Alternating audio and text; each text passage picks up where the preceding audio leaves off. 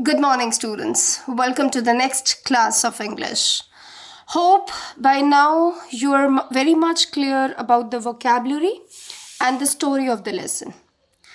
Today we are going to take this lesson once again, but the purpose is different.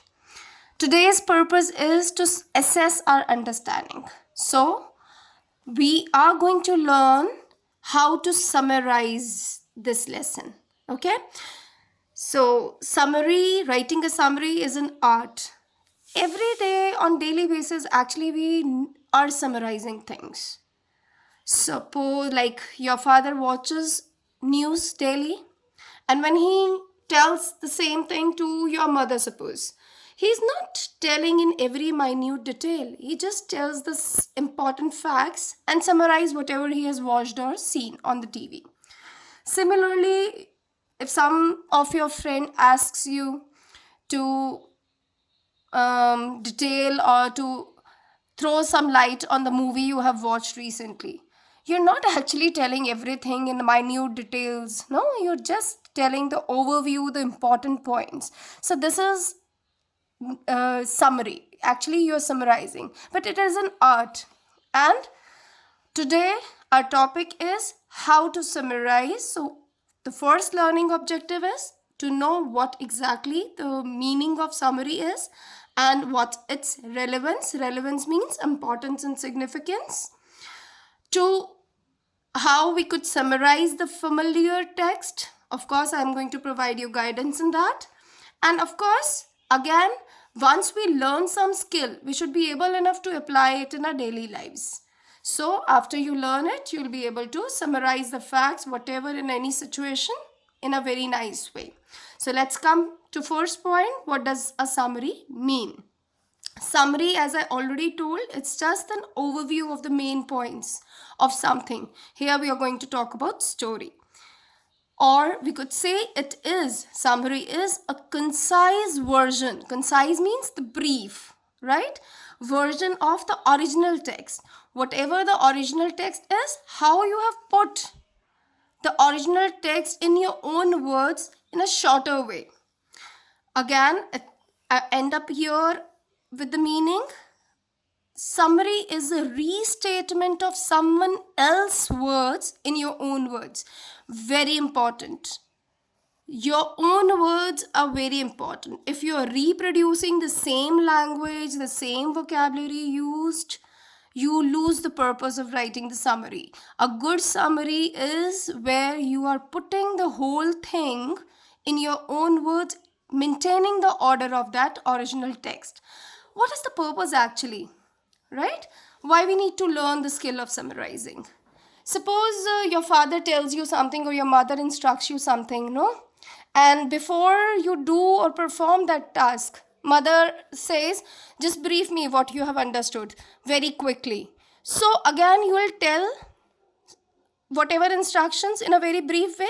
And if you are able to tell properly and keeping the important points intact, your mother gets a message that you have understood her message, right?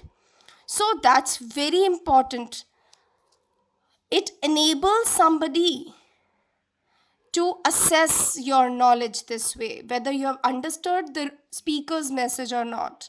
Moreover, when you don't have a time, you could always summarize the things for others so that they could know it, the persons who have not ever read or seen or seen the original text. No, so you're summarizing for them. You're making them clear with the text which they have not seen or read. Again, I assess when you will submit your homework, when you will write the summary of this chapter and it's accurate, I will get to know that the chapter is well understood to you. So that is why we need to know the skill of summarizing. The very main point, how to summarize, right? So I have just jotted down the whole thing into 5 points. What these 5 points are the key to write a beautiful, nice summary of whatever text is in your hand, right? So first step is you need to go through your original passage very carefully. then you could highlight the main points or make notes. You need to be brief, very concise, and you need not give any minute details. You need not say in every detail ki kya hua, what happened after this. Like, you just have to maintain the order, right? And then you need to put up those ideas you have collected, the main points you have collected, in a chronological order, in a structure, paragraph structure.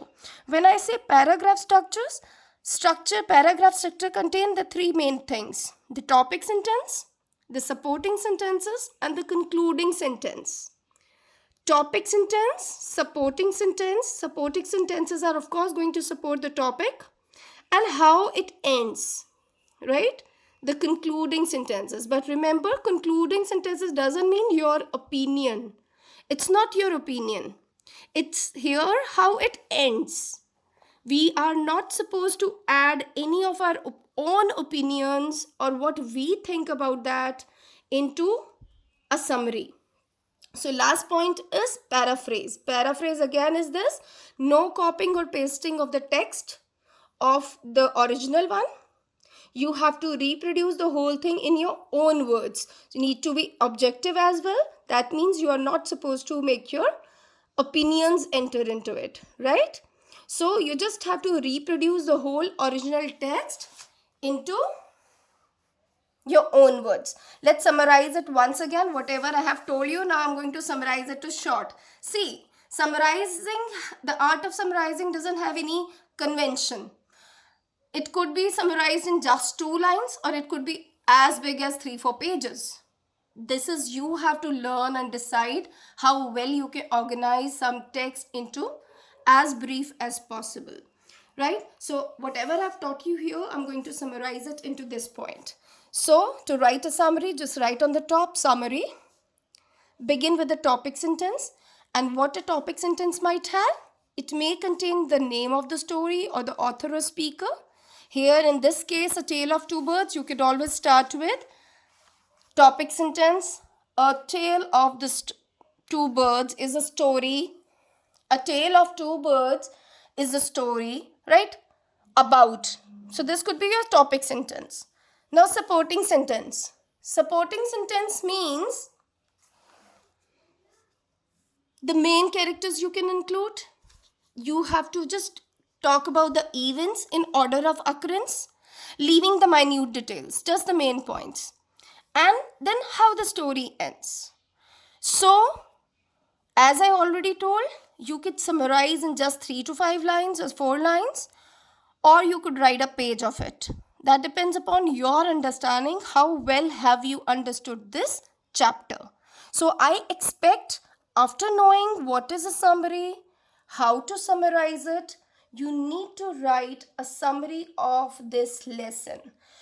Now, before I end, I am going to give you how to highlight the main points in a page.